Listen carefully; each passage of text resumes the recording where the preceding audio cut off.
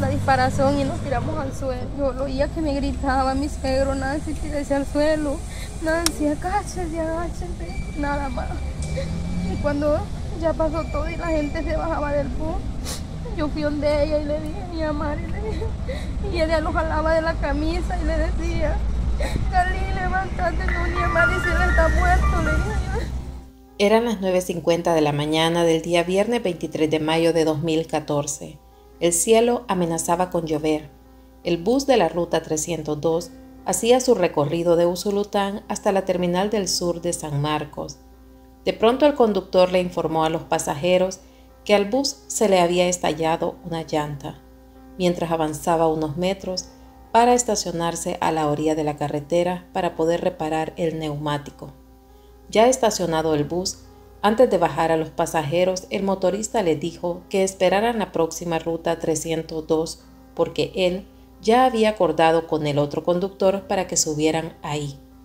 Carlos Ayala era uno de los pasajeros que esa mañana se dirigía al Hospital Rosales para visitar a su hijo de 15 años de edad. Desde un inicio renegó por su mala suerte, mientras su esposa Mari y su nuera Nancy trataron de tranquilizarlo. Le manifestaron que estaban dentro del tiempo y llegarían al hospital a la hora de visita sin problemas. Pero Carlos solo repetía: sí, pero mientras más rápido lleguemos al hospital es mejor. Era la frase que repitió muchas veces esa mañana. Carlos estaba nervioso y molesto a la vez. Ese mismo día, 3 custodios del penal de máxima seguridad La Esperanza salieron de su turno de 2 días. Habían abordado el mismo bus en Zacatecoluca.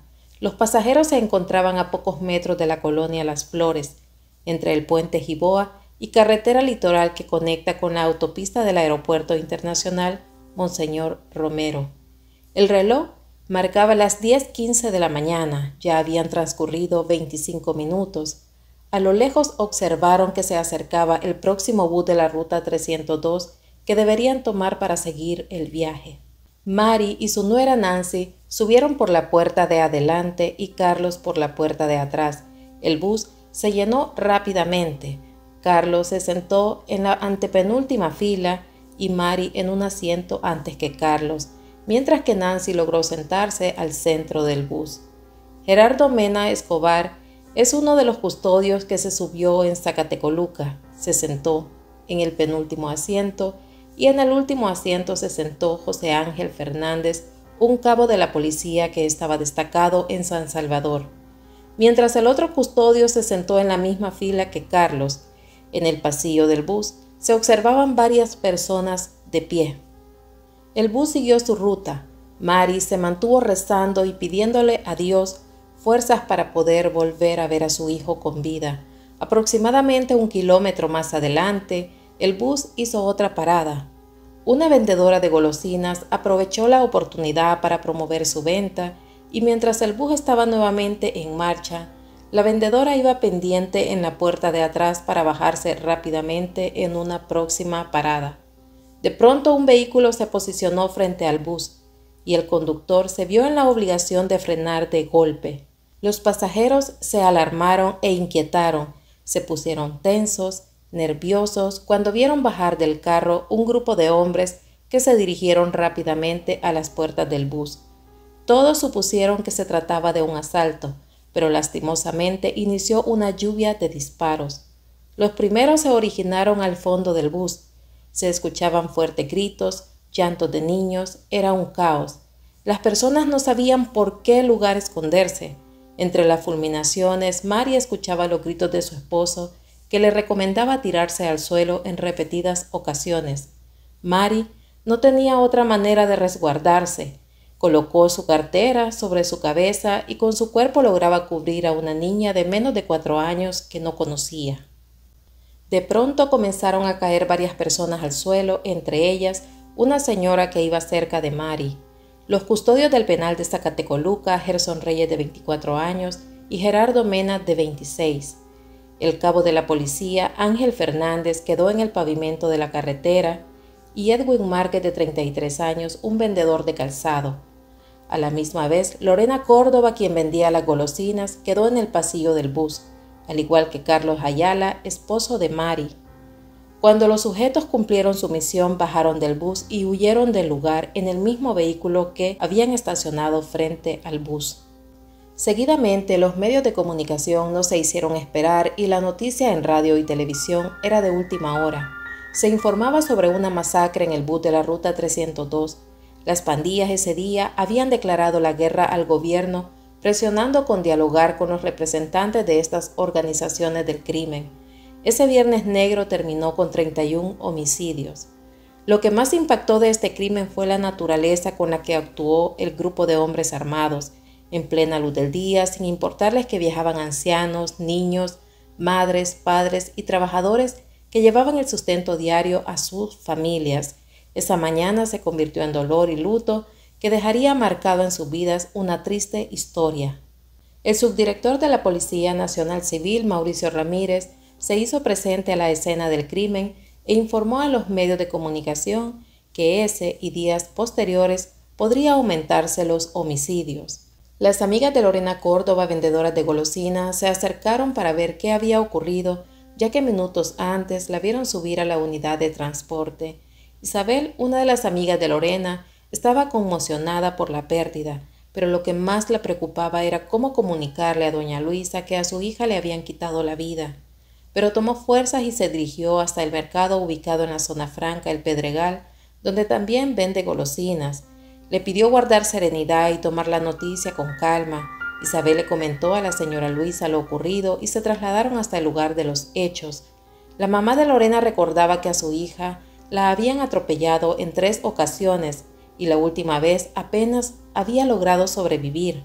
Ese día Lorena le dijo a su mamá que el día que se muera la fuera a reconocer y que no la dejara tirada en la calle. Esas palabras se venían a la mente de la señora Luisa. Lorena era el sustento de sus 3 hijos. No podía leer ni escribir. Cuando llegó Isabel y Luis al lugar de los hechos, la policía había acordonado el área y nadie tenía acceso. A esa hora también se encontraba Mari y su nuera Nancy sin poder viajar. No tenían dinero para pagar otro bus y regresar a casa, mientras el resto de sobrevivientes ya habían abordado otros buses. De pronto un medio de comunicación se acercó a Mari para entrevistarla. Ella les comentó que hombres vestidos con camisetas color naranja de Fovial se subieron al bus forzadamente y cuando lograron subir comenzaron a disparar. Perdió la vida quien no logró cubrirse, dijo Mari. Al terminar el atraco, ella levantó su cabeza para observar qué había ocurrido. Vio tirado a su esposo en el pasillo del bus, mientras Mari le decía levántese que ya pasó todo. Pero Carlos no respondía. Luego se escuchó un grito de su nuera Nancy. Mataron a don Calín. Mari no podía creer y seguidamente sufrió una crisis de nervios. Fue asistida por los mismos elementos de la Cruz Roja y lograron tranquilizarla. Horas más tarde, una patrulla de la Policía Nacional Civil las trasladó hasta su casa de habitación. El hijo de Amanda y Carlos falleció de insuficiencia renal 4 días posterior al ataque. Su estado de salud y depresión no le permitieron resistir la hemodiálisis. Pero no se vayan porque esta es solo una parte del caso y así puedan comprender en su totalidad toda la historia. Pero no todas las familias conocieron ese mismo día la noticia. Tal fue el caso de la esposa y madre de Gerson, un custodio que perdió la vida en el bus. Ellos residen en Sonsonate y no fueron informados del crimen que había ocurrido. Gerson se graduó de bachillerato en contaduría. Estaba entusiasmado con su grado de bachiller y le sería más fácil conseguir un buen empleo para sostener a su familia. Asistió a varias entrevistas y dejó currículums en diferentes empresas donde solicitaban personal, pero era tanta la demanda de trabajo que no lograban llamarlo. Luego decidió aplicar en la Academia Nacional de Seguridad Pública, pero su estatura de menos de 1,70 no cumplía con el requisito y fue imposible su ingreso. Parecía que todo estaba perdido, pero de pronto recibió una llamada de centros penales. Le informaron que tenían disponible una plaza de custodio. Gerson aceptó, pero Elena, su esposa, no estaba convencida. Había visto varias noticias que empleados de centros penales eran blanco perfecto para delincuentes. Le dijo que lo pensara bien, que era un empleo muy arriesgado, pero su esposo estaba desesperado y cansado de tanta búsqueda. Quería generar ingresos fijos y finalmente cuando lo llamaron para ofrecerle el empleo, no podía desaprovechar la oportunidad. Es así como a mediados del año 2011, Gerson ingresó al sistema penitenciario. A Elena le preocupaba el largo recorrido que hacía desde Sonsonate hasta Zacatecoluca. Ella nunca estuvo de acuerdo con este trabajo y el 2 de diciembre de 2011, a un custodio del mismo penal le quitaron la vida al interior de un bus de la misma ruta 302. Los ataques a custodios seguían ocurriendo, pero la Dirección de Centros Penales decidió brindar transporte privado a los residentes de San Salvador, pero no duró muchos meses y luego decidieron quitar el beneficio a pesar de las bajas que enfrentaban constantemente. El día martes 20 de mayo, Gerson le informó a su padre que no tenía el dinero de los pasajes para trasladarse a su lugar de trabajo el próximo día. Su padre le dijo que solo tenía $10. Gerson, preocupado, le dijo que no porque lo dejaría sin dinero. Su padre, para que se fuera sin preocupaciones, le informó que el próximo día él los buscaría prestados a una de sus hermanas. La esposa de Gerson se levantó esa madrugada del día miércoles 21 de mayo para ordenarle la lonchera con los desayunos, almuerzos y cena de los próximos 2 días de trabajo. Mientras, él se estaba preparando con su ropa, se despidió de su esposa y tomó el primero de 4 transportes que tomaba siempre para llegar hasta el penal de Zacatecoluca.